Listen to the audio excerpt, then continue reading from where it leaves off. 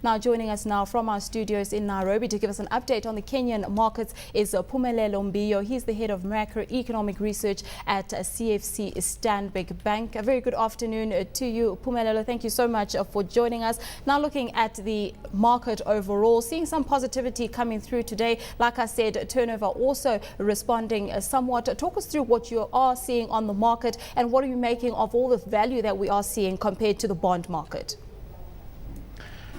Thank you for having me. I think from our perspective, when we look at the Kenyan market over the next 18 months or so, we see that there's definitely going to be a case for investors to switch from fixed income and cash and towards equities over that period.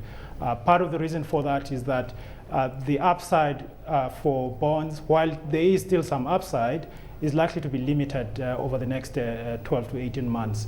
To a large extent, most of the upside that we've seen thus far has come because yields have fallen from over 20% for one-year paper to just over 10% at this point in time.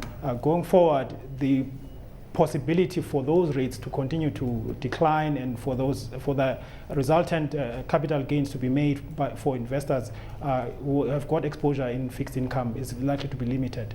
On the other hand, you look at the monetary policy stance of the central bank. In all probability, they're going to continue to loosen monetary policy, and that's going to stimulate the economy, and that's going to be good for company earnings generally over the next 12 to 18 months. And so that's generally the reason why we are much more optimistic on the equity market than we are on the bond market. Looking at a monetary policy stance by the central bank due to meet on the 5th of September, what kind of cut can we see coming through from the monetary policy? We do have some traders saying perhaps we could see 200 basis points, 300, and some even saying 600 basis points. Could we perhaps see that coming through? I wouldn't be surprised if we were to see more than 200 basis points cut at this meeting. The thing that you have to take into account is that for the last 2 months or so, the currency has been relatively stable. Interest rates have fallen off dramatically. If you look at where the repo rate is, for example, just around 9%, whereas it was about 16% at the time of the last MPC meeting. So there's clearly significant room for the central bank to cut the policy rate. Inflation has also fallen off quite dramatically as well, 7.7% being the latest figure now. Even if you look forward, where inflation is going to be, where headline inflation is going to be, in all probability is going to continue declining and perhaps even end the year below 5%. In that sort of environment, with a currency that is relatively stable, an economy that, judging by the first quarter's GDP numbers, is not doing that well, there is clearly room for the central bank to cut the policy rate by more than 200 basis points. But certainly over the rest of this year, you should see the central bank easing monetary policy stance significantly. Looking at the shilling, you did touch on it a bit. It has been stable for the past few months. The central bank coming in, mopping up liquidity through those repurchase agreements. Talk us through your outlook for the shilling going forward. Interesting thing is that even though they've been mopping up, they haven't been mopping up nearly enough of the excess liquidity that is in the market. It's evident that there is excess liquidity in the market if you compare where the repo rate has been or how much it has dropped over the last 2 months since the last MPC meeting.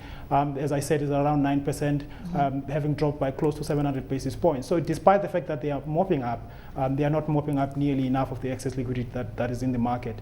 Even if you look at the sort of participation that we've been seeing in the repo auctions themselves, just about every auction is oversubscribed, significantly oversubscribed, despite the fact that the central bank ends up mopping up only what they had advertised. Despite that, what we've seen is that the currency has been relatively stable. To some extent, that speaks to a reassession of macroeconomic stability that was lost over the course of last year. Remember, last year, the current account deficit got out of hand. But what was even more important from the point of view of the currency and the trajectory of the currency last year was that the current account deficit increased at a time when financial inflows were not coming into Kenya. The equity market was underperforming not only other emerging markets, but other African exchanges as well. Interest rates were very low, in fact going up, so it made no sense for foreign investors to think about positioning or taking positions in the fixed income market as well. You look at the situation now, it's completely different. The market is going up. It has gone up significantly, and in fact it started going up at a time when interest rates were still very high, at a time when there was a great deal of uncertainty globally. To us, when you look at the combination of a very stable currency currently, despite the fact that the current account deficit is still large, speaks to significant financial inflows that are supporting the currency. And going forward, it's likely, if we are correct about our views about the equity market, it's very likely that we are going to continue to see those financial inflows coming in, supporting the currency, despite the fact that the current account deficit might be large. Over the next 6 to 18 months, certainly the current account deficit as a percentage of GDP is going to fall down. All we are seeing as far as the currency is concerned is that there should be relative stability in the near term.